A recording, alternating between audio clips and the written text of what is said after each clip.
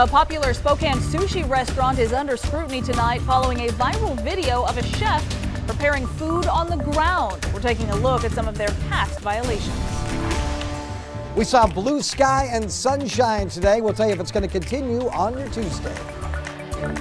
And disinformation can spread faster than ever with social media. We help you separate fact from fiction. Good evening and thank you for joining us. I'm Mark Hanrahan. And I'm Whitney Ward. It's good to have you here tonight. A sushi restaurant in North Spokane is closed after a now viral Facebook post that appears to show some pretty startling food handling practices. So a man posted videos from what he says is inside QQ Sushi's kitchen. Well, since then, that video's gotten thousands of views in less than 2 days. KREM 2's Shayna Walltower is there at the restaurant tonight with more. Shayna? Yeah, guys, I've been here at the restaurant for the past few hours or so, and during that time I was seeing some employees coming in and out of this restaurant as well as with the owner. And just behind me you can see the sign that does show that this restaurant is closed right now. Now, I did speak briefly with the owner a bit earlier. He said, quote, "We are not commenting right now, but we will be open soon," and he says that they are working on some things. These videos on social media are causing a lot of people to question food safety at QQ Sushi. You can see what looks like kitchen workers making food near the floor. We also see raw meat and juices close to vegetables. Now, we took a closer look and found the restaurant has had reports of food safety violations. We checked inspection reports from the Spokane Regional Health District. The report uses blue to note non-critical violations like not keeping tables clean or not properly cleaning utensils, and the red to show critical violations like not heating or cooling foods to proper temperatures or anything that would encourage the spread of foodborne illness. We see most of these notes are in red. Now, after the videos were posted, QQ Sushi wrote on their Facebook page saying they'd be closed for the rest of the night on Sunday and then all day on Monday. They say they'll be open for their normal hours on Tuesday. The district says that they are actively investigating this case right now. They said they haven't been able to get in contact with any of the employees or the owner, but they are still working to make sure they are able to investigate what exactly is going on here.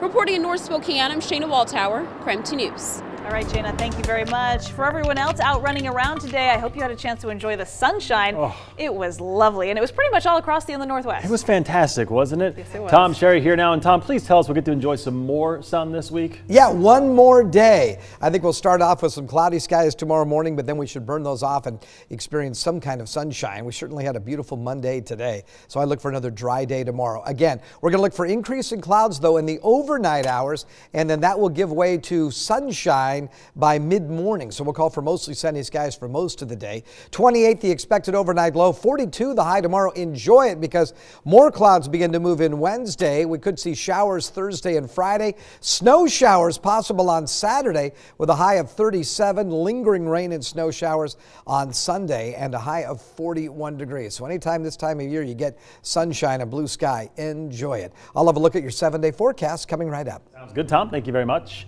The city agency that oversees warming shelters in Spokane plans to ask City Council for more money for the South Cannon Warming Center. That money would pay for security cameras and new locks. So as we were looking into that, we also learned today the nonprofit that runs the center, Jules Helping Hands, may not be operating that center in the future. KREM 2's Brandon Jones has more on that request and how the shelter's faring so far this winter.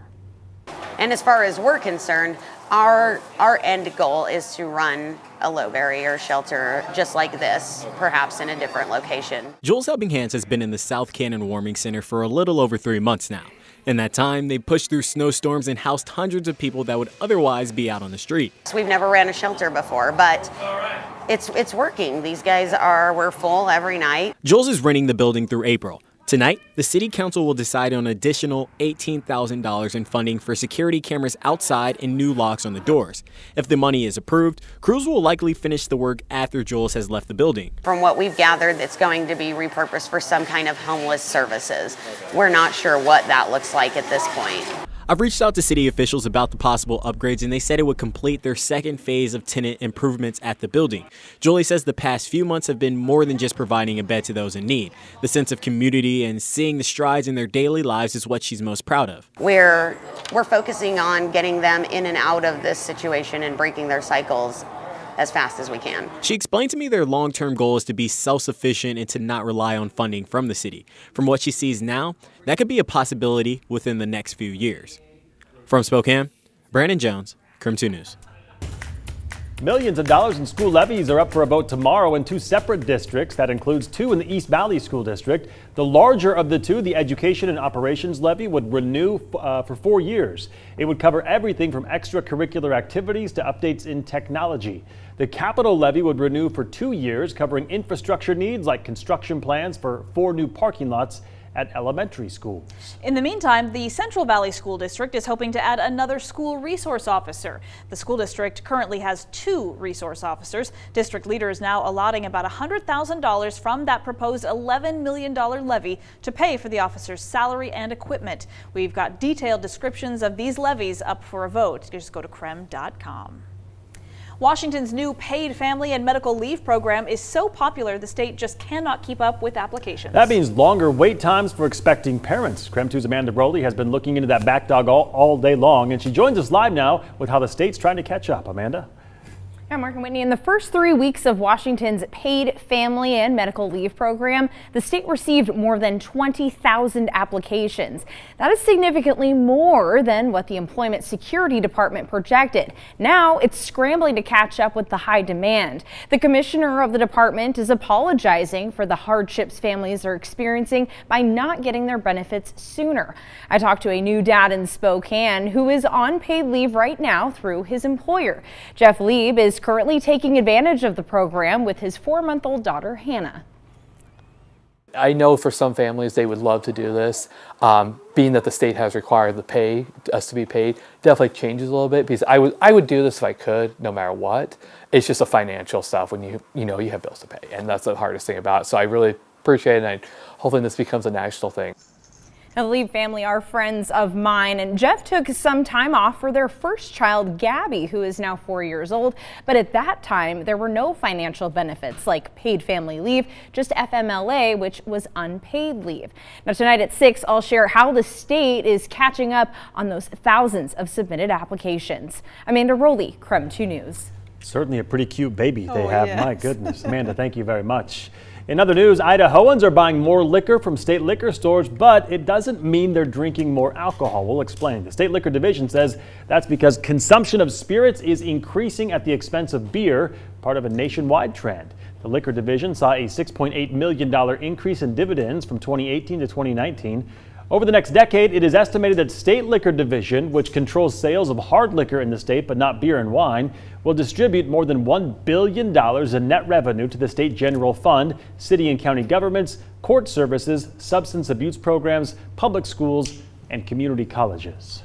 The Trump administration's $4.8 trillion budget proposal for next year has now landed on Capitol Hill, reflecting the president's top priorities if he's elected for a second term. The proposal calls for increased spending on defense, the border wall, and infrastructure. It cuts non-defense discretionary funding by 5% and also makes changes to safety net programs like work requirements for Medicaid and food stamps. The budget also slashes foreign aid by 21%, as well as funding to the EPA by 26%.